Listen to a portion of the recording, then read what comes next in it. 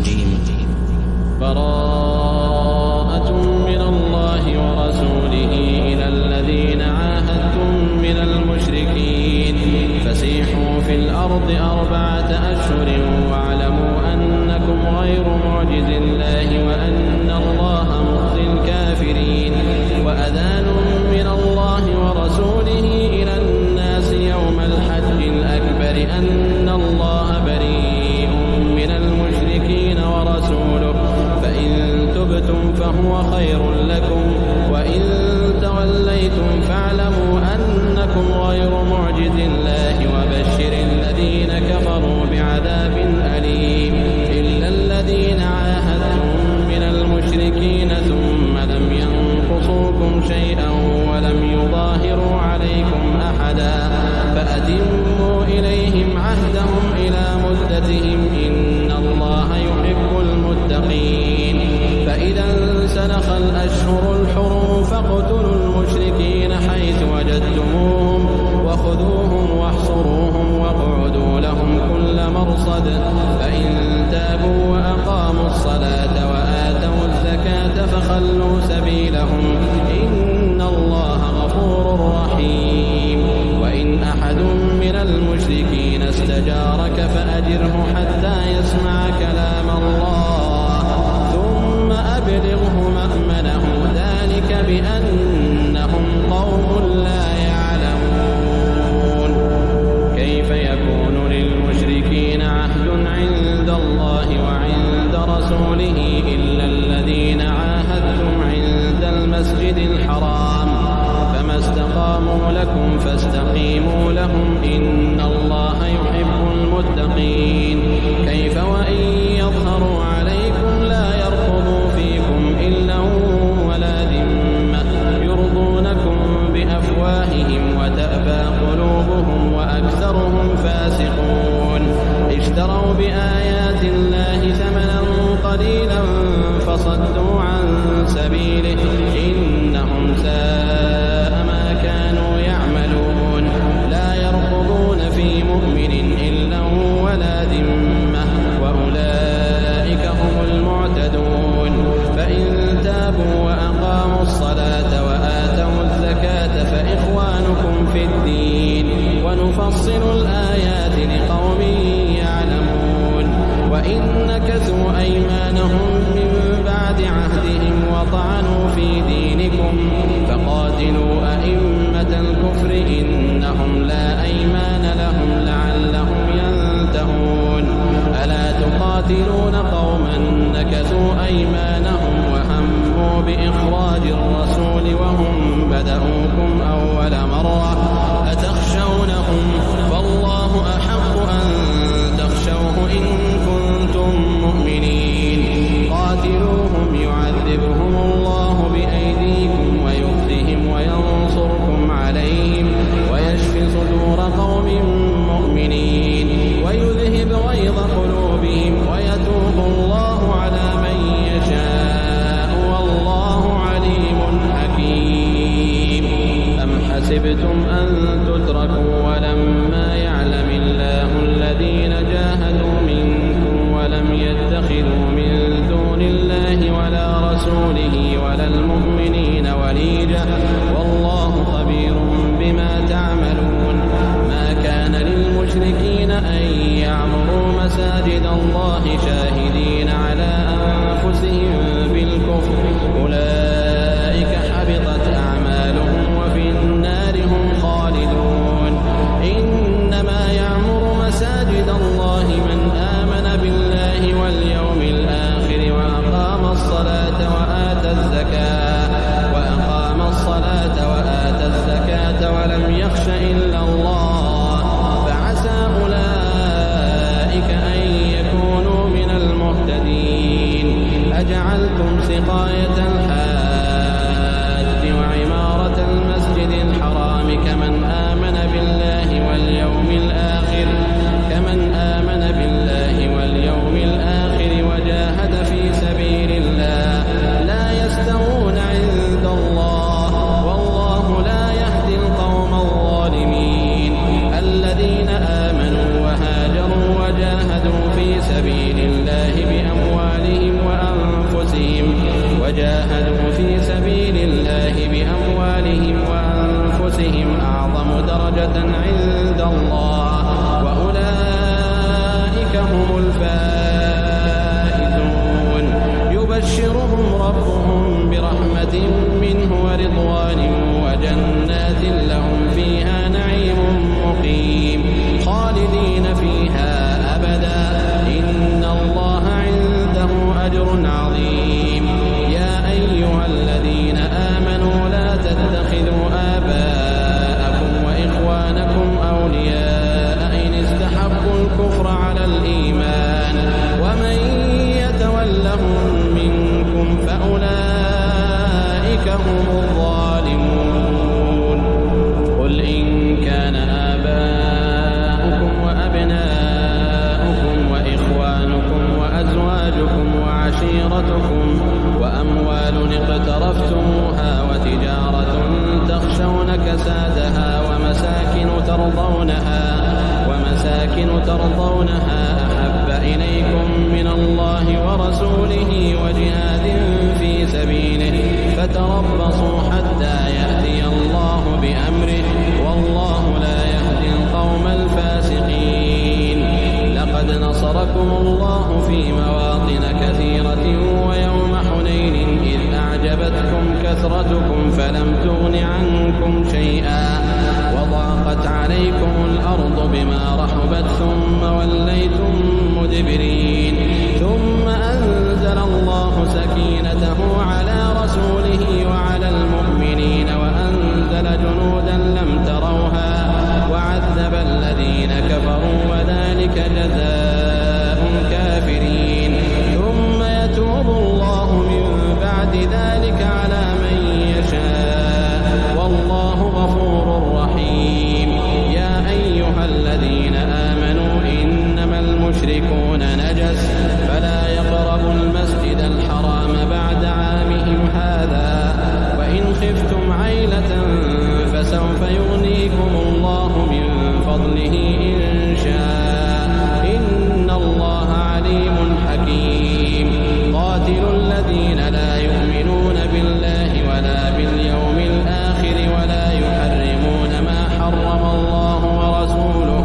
ولا يدينون دين الحق من الذين أوتوا الكتاب حتى يعطوا الجزية عن يد وهم صاغرون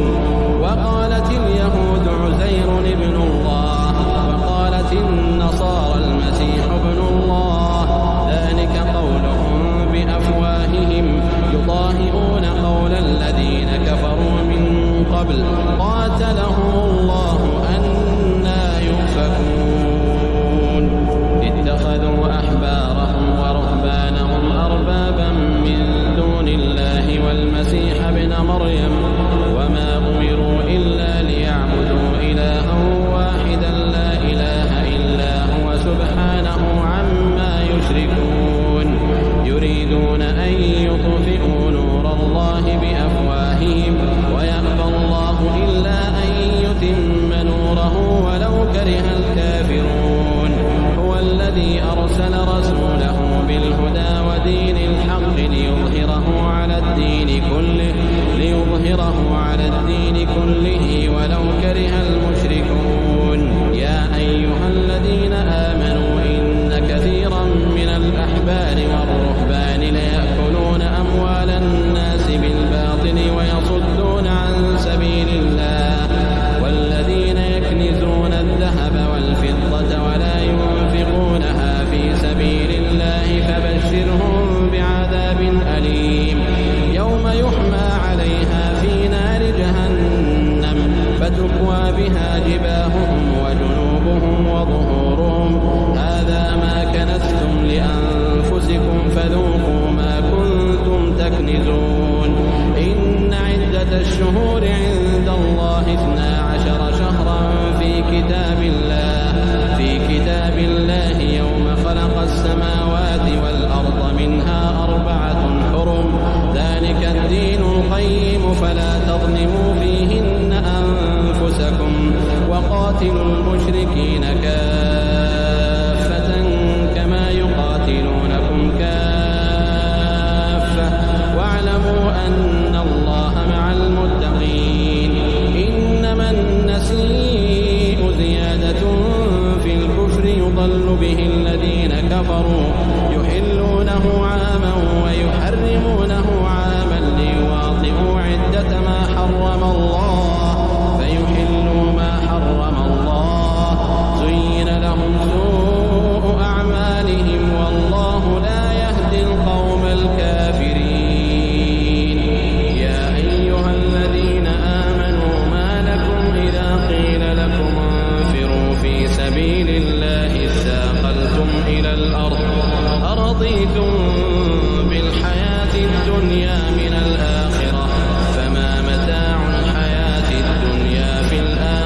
إلا قليل إلا تنفروا يعذبكم عذابا أليما ويستبدل قوما غيركم ولا تضروه شيئا والله على كل شيء قدير إلا تنصروه فقد نصره الله إذ أخرجه الذين كفروا ثاني اثنين إذ هما في الغار إذ يقول لصاحبه لا تحزن إن الله معنا فأنزل الله سكينته عليه وأيده بجنود لم تروها وجعل كلمة الذين كفروا السفلى وكلمة الله هي العليا والله عزيز حكيم انفروا خفافا وثقالا وجاهدوا بأموالكم وأنفسكم في سبيل الله ذلكم خير لكم إن كنتم تعلمون لو كان عرضا قريبا وسفرا قاصدا لاتبعوك ولكن بعدت عليهم الشقة وسيحلفون بالله لو استطعنا لخرجنا معكم يهلكون أنفسهم والله يعلم إنهم لكاذبون عفى الله عنك لم أذنت لهم حتى يتبين لك الذين صدقوا وتعلم الكاذبين لا يستأذنك الذين يؤمنون بالله واليوم الآخر أن يجاهدوا بأموالهم وأنفسهم والله عليم بالمتقين إنما يستأذنك الذين لا يؤمنون بالله واليوم الآخر وارتابت قلوبهم فهم في ريبهم يترددون ولو أرادوا الخروج لأعدوا له عدة ولكن كره الله بعاثهم فثبطهم وقيل اقعدوا مع القاعدين لو خرجوا فيكم ما زادوكم إلا خبالا ولأوضعوا خلالكم يبغونكم الفتنة وفيكم سماعون لهم والله عليم بالظالمين لقد ابتغوا الفتنة من قبل وقلبوا لك الأمور حتى جاء الحق وظهر أمر الله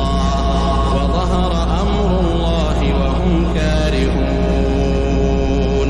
ومنهم من يقول ائذن لي ولا تفتني ألا في الفتنة سقطوا وإن جهنم لمحيطة بالكافرين إن تصبك حسنة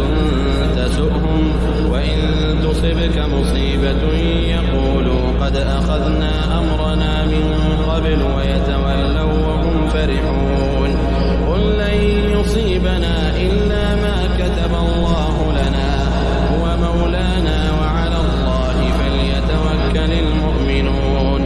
قل هل تربصون بنا إلا إحدى الحسنيين ونحن نتربص بكم أن يصيبكم الله بعذاب من عنده أو بأيدينا فتربصوا إنا معكم متربصون قل أنفقوا طوعا أو كرها لن يتقبل منكم إنكم كنتم قوما فاسقين وما منعهم أن تقبل منهم نفقاتهم إلا أنهم كفروا بالله وبرسوله ولا يأتون الصلاة إلا وهم كسالى ولا ينفقون إلا وهم كارهون فلا تعجبك أموالهم ولا أولادهم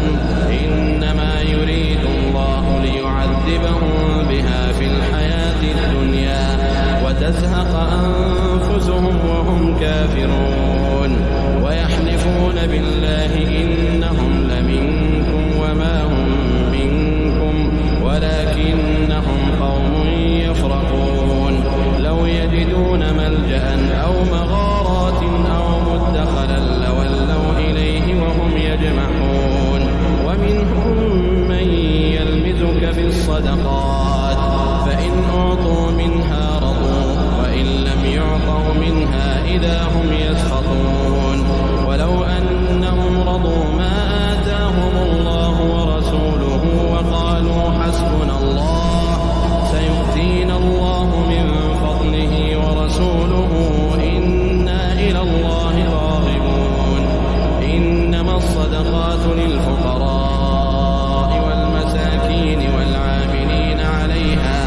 والمؤلفة قلوبهم وفي الرقاب والغارمين وفي سبيل الله وابن السبيل فريضة من الله والله عليم حكيم. ومنهم الذين يؤذون النبي ويقولون هو أذن قل أذن خير لكم يؤمن بالله ويؤمن للمؤمنين ورحمة للذين آمنوا منكم والذين يؤذون رسول الله لهم عذاب أليم. يحلفون بالله لكم ليرضوكم والله ورسوله أحق أن يرضوه إن كانوا مؤمنين. ألم يعلموا أنه من يحادد الله ورسوله فأن له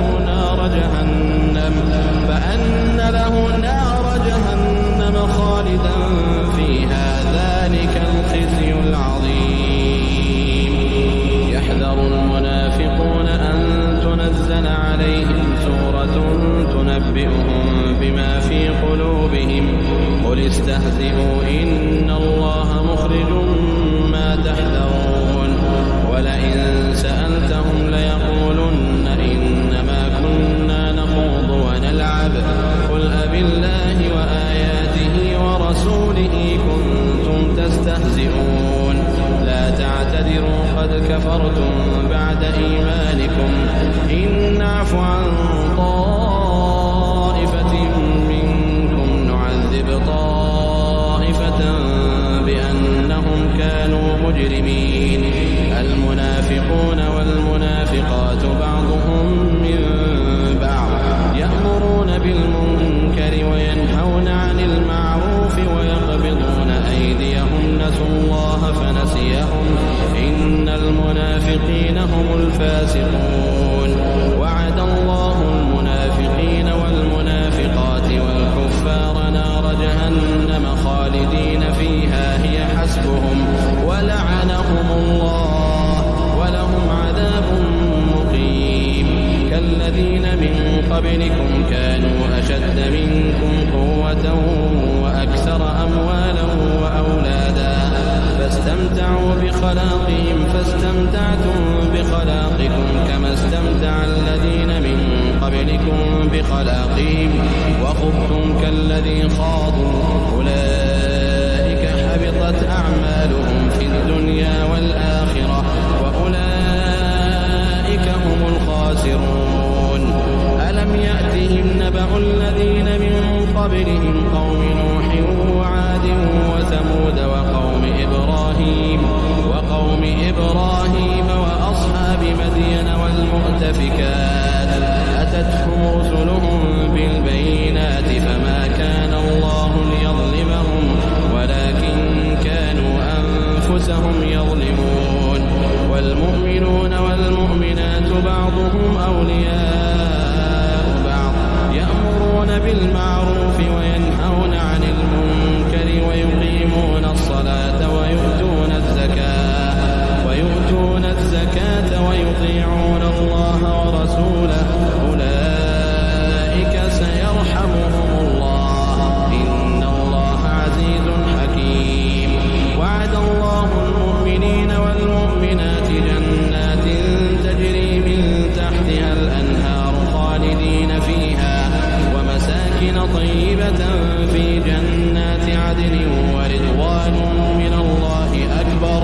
ذلك هو الفوز العظيم. يا أيها النبي جاهد الكفار والمنافقين واغلظ عليهم ومأواهم جهنم وبئس المصير. يحلفون بالله ما قالوا ولقد قالوا كلمة الكفر وكفروا بعد إسلامهم وهموا بما لم ينالوا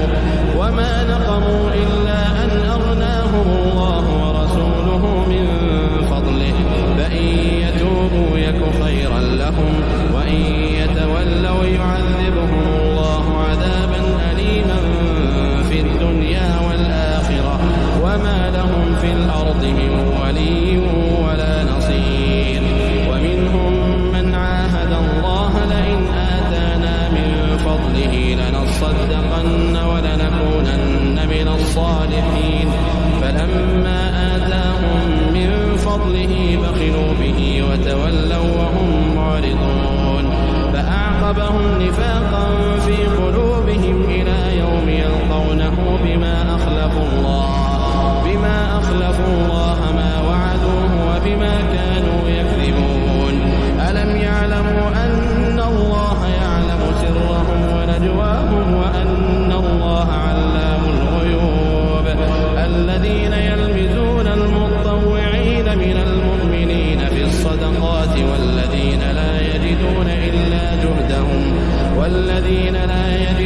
إلا جهدهم فيسخرون منهم سخر الله منهم ولهم عذاب أليم. استغفر لهم أو لا تستغفر لهم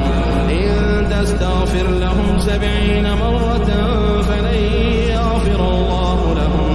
ذلك بأنهم كفروا بالله ورسوله والله لا يهدي القوم الفاسقين. فرح المخلفون بمقعدهم خلاف رسول الله وكرهوا أن يجاهدوا بأموالهم وأنفسهم في سبيل الله وقالوا لا تنفروا في الحر قل نار جهنم أشد حرا لو كانوا يفقهون فليضحكوا قليلا وليبكوا كثيرا جزاء بما كانوا يكسبون. فإن رجعك الله إلى طائفة منهم فاستأذنوك للخروج فقل لن تخرجوا معي أبدا ولن تقاتلوا معي عدوا إنكم رضيتم بالقعود أول مرة فاقعدوا مع الخالفين ولا تصل على أحد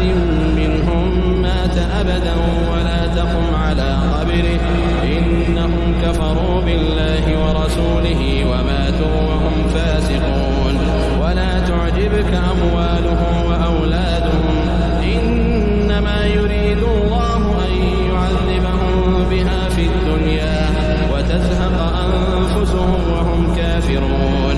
وإذا أنزلت سورة أن آمنوا بالله وجاهدوا مع رسوله استأذنك أولو الطول منهم وقالوا ذرنا نكن مع القاعدين رضوا بأن يكونوا مع الخوالف وطبع على قلوبهم فهم لا يفقهون. لكن الرسول والذين آمنوا معه جاهدوا بأموالهم وأنفسهم وأولئك لهم الخيرات وأولئك هم المفلحون. أعد الله لهم جنات تجري من تحتها الأنهار خالدين فيها ذلك الفوز العظيم. وجاء المعذرون من الأعراب ليؤذن لهم وقعد الذين كذبوا الله ورسوله سيصيب الذين كفروا منهم عذاب أليم. ليس على الضعفاء ولا على المرضى ولا على الذين لا يجدون ما ينفقون حرج إذا نصحوا لله ورسوله ما على المحسنين من سبيل والله غفور رحيم. ولا على الذين إذا ما أتوك لتحملهم قلت لا أجد ما أحملكم عليه تولوا وأعينهم تفيض من الدمع حزنا ألا يجدوا ما ينفقون. إنما السبيل على الذين يستأذنونك وهم أغنياء رضوا بأن يكونوا مع الخالف وطبع الله على قلوبهم فهم لا يعلمون. يعتذرون إليكم إذا رجعتم إليهم قل لا تعتذروا لن لكم قد نبأنا الله من أخباركم وسيرى الله عملكم ورسوله ثم تردون إلى عالم الغيب والشهادة فينبئكم بما كنتم تعملون يعتذرون إليكم إذا رجعتم إليهم قل لا تعتذروا لن نؤمن لكم قد نبأنا الله من أخباركم وسيرى الله عملكم ورسوله ثم تردون إلى عالم الغيب والشهادة فينبئكم بما كنتم تعملون سيحلفون بالله لكم إذا انقلبتم إليهم لتعرضوا عنهم فأعرضوا عنهم إنهم رجس ومأواهم جهنم جزاء بما كانوا يكسبون يحلفون لكم لترضوا عنهم فإن ترضوا عنهم فإن الله لا يرضى عن القوم الفاسقين الأعراب أشد كفرا ونفاقا وأجدر ألا يعلموا حدود ما أنزل الله على رسوله والله عليم حكيم ومن الأعراب من يتخذ ما ينفق مغرما ويتربص بكم الدوائر عليهم دائرة السوء والله سميع عليم ومن الأعراب من يؤمن بالله واليوم الآخر ويتخذ ما ينفق قربات عند الله وصلوات الرسول ألا إنها قربة لهم سيدخلهم الله في رحمته إن الله غفور رحيم والسابقون الأولون من المهاجرين والأنصار والذين اتبعوهم بإحسان رضي الله عنهم ورضوا عنه وأعد لهم جنات تجري تحتها الأنهار خالدين فيها أبدا ذلك الفوز العظيم وممن حولكم من الأعراب منافقون ومن أهل المدينة مردوا على النفاق لا تعلمهم نحن نعلمهم سنعذبهم مرتين ثم يردون إلى عذاب عظيم وآخرون اعترفوا بذنوبهم خلقوا عملا صالحا وآخر سيئا عسى الله أن يتوب عليهم إن الله غفور رحيم خذ من أموالهم صدقة تطهرهم وتزكيهم بها وصل عليهم إن صلاتك سكن لهم والله سميع عليم ألم يعلموا أن الله هو يقبل التوبة عن عباده ويأخذ الصدقات وأن الله هو التواب الرحيم وقل اعملوا فسيرى الله عملكم ورسوله والمؤمنون وستردون إلى عالم الغيب والشهادة فينبئكم بما كنتم تعملون وآخرون مرجون لأمر الله إما يعذبهم وإما يتوب عليهم والله عليم حكيم والذين اتخذوا مسجدا ضرارا وكفرا وتفريقا بين المؤمنين وإرصادا لمن حارب الله ورسوله من قبل وليحلفن إن أردنا إلا الحسنى والله يشهد إنهم لكاذبون لا تقم فيه أبدا لمسجد أسس على التقوى من أول يوم أحق أن تقوم فيه رجال يحبون أن يتطهروا والله يحب المطهرين أفمن أسس بنيانه على تقوى من الله ورضوان خير أم من أسس بنيانه على شفا جرف فانهار به في نار جهنم والله لا يهدي القوم الظالمين لا يزال بنيانهم الذي بنوا ريبة في قلوبهم إلا أن تقطع قلوبهم والله عليم حكيم إن الله اشترى من المؤمنين أنفسهم وأموالهم في سبيل الله فيقتلون ويقتلون وعدا عليه حقا في التوراة والإنجيل والقرآن ومن أوفى بعهده من الله فاستبشروا ببيعكم الذي بايعتم به وذلك هو الفوز العظيم. التائبون العابدون الحامدون السائحون الراكعون الساجدون الآمرون بالمعروف والناهون عن المنكر والحافظون لحدود الله وبشر المؤمنين. ما كان للنبي والذين آمنوا أن يستغفروا للمشركين ولو كانوا أولي قربى من بعد ما تبين لهم أنهم أصحاب الجحيم. وما كان استغفار إبراهيم لأبيه إلا عن موعدة وعدها إياه فلما تبين له أنه عدو لله تبرأ منه إن إبراهيم لأواه حليم. وما كان الله ليضل قوما بعد إذ هداهم حتى يبين لهم ما يتقون إن الله بكل شيء عليم. إن الله له ملك السماوات والأرض يحيي ويميت وما لكم من دون الله من ولي ولا نصير. لقد تاب الله على النبي والمهاجرين والأنصار الذين اتبعوه في ساعة العسرة من بعد ما كاد يزيغ قلوب فريق منهم ثم تاب عليهم إنه بهم رءوف رحيم. وعلى الثلاثة الذين خلفوا حتى إذا ضاقت عليهم الأرض بما رحبت وضاقت عليهم أنفسهم وظنوا أن لا ملجأ من الله إلا إليه ثم تاب عليهم ليتوبوا إن الله هو التواب الرحيم. يا أيها الذين آمنوا اتقوا الله وكونوا مع الصادقين. ما كان لأهل المدينة ومن حولهم من الأعراب أن يتخلفوا عن رسول الله ولا يرغبوا بأنفسهم عن نفسه ذلك بأنهم لا يصيبهم ظمأ ولا نصب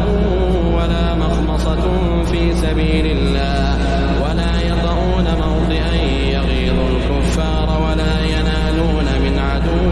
نيلا إلا كتب لهم به عمل صالح إن الله لا يضيع أجر المحسنين. ولا ينفقون نفقة صغيرة ولا كبيرة ولا يقطعون واديا إلا كتب لهم ليجزيهم الله أحسن ما كانوا يعملون. وما كان المؤمنون لينفروا كافة فلولا نفر من كل فرقة منهم طائفة ليتفقهوا في الدين ولينذروا قومهم إذا رجعوا إليهم لعلهم يحذرون. يا أيها الذين آمنوا قاتلوا الذين يلونكم من الكفار وليجدوا فيكم غلظة واعلموا أن الله مع المتقين. وإذا ما أنزلت سورة فمنهم من يقول أيكم زادته هذه إيمانا فأما الذين آمنوا فزادتهم إيمانا وهم يستبشرون وأما الذين في قلوبهم مرض فزادتهم رجسا إلى رجسهم وماتوا وهم كافرون. أولا يرون أنهم يفتنون في كل عام مرة أو مرتين ثم لا يتوبون ولا هم يذكرون. وإذا ما أنزلت سورة نظر بعضهم إلى بعض هل يراكم من أحد ثم انصرفوا صرف الله قلوبهم بأنهم قوم لا يفقهون. لقد جاءكم رسول من أنفسكم عزيز عليه ما عنتم حريص عليكم بالمؤمنين